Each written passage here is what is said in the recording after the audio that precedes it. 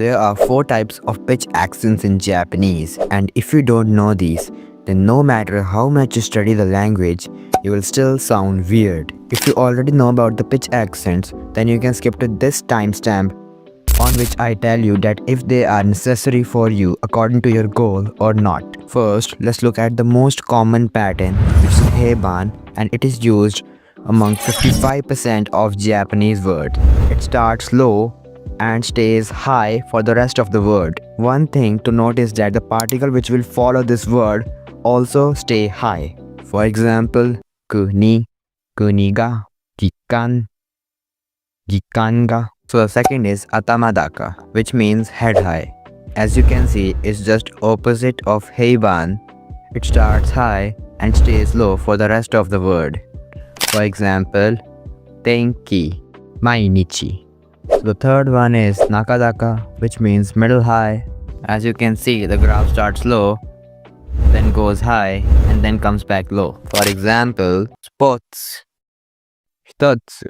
So the last is odaka, which is very rarely used. It is very similar to heiban. The only difference it has is that in heiban, the particle that follows the word also stays high, whereas in odaka, the particle that is followed by the word stays low. For example, jikanga, futatsuga. You don't need to give very much stress to these pitch accents. Even people who are learning Japanese for more than 10 years make mistakes in pitch accents.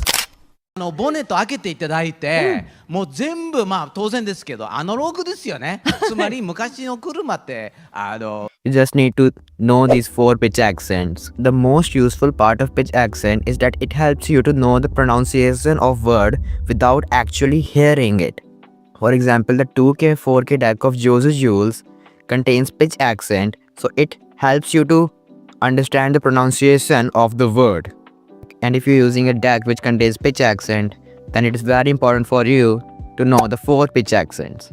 Now, the most important question, is the pitch accent important for you or not? Well, it clearly depends on your goal. If you are someone who just wants to read manga, watch anime, and he is okay sounding a bit foreigner when speaking to natives, then you can skip pitch accent by all means. There is no need for you to go deep in pitch accent.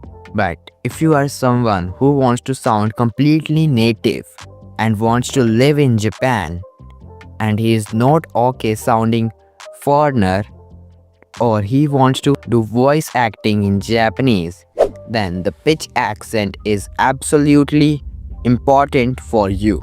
But there will be very less people who actually wants to live in Japan. They just want to learn Japanese. One piece of advice I can give you is that if you are going to go deep in pitch accent, and then choose which pitch accent are you going to learn. For example, the Kyoto pitch accent and the Tokyo pitch accent are a bit different. Like the natives can tell who is from Kyoto and who is from Tokyo just by listening to their Japanese. But it is a very small difference. Most of the pitch accent in Japanese are consistent. So choose which pitch accent are you going to learn. Don't do something like this, like you learn the pitch accent of one word of Kyoto and other word of Tokyo. If you do something like this, you will sound very weird. Like if you are speaking a Tokyo dialect, then you must speak all Japanese in Tokyo dialect. And if you are speaking in Kyoto dialect, then all Japanese you speak must be in Kyoto dialect. Otherwise, it will sound weird. But people will still be able to understand it. But then what's the point of learning the pitch accent? That's it for the video. Now you can watch this video. I will see you there.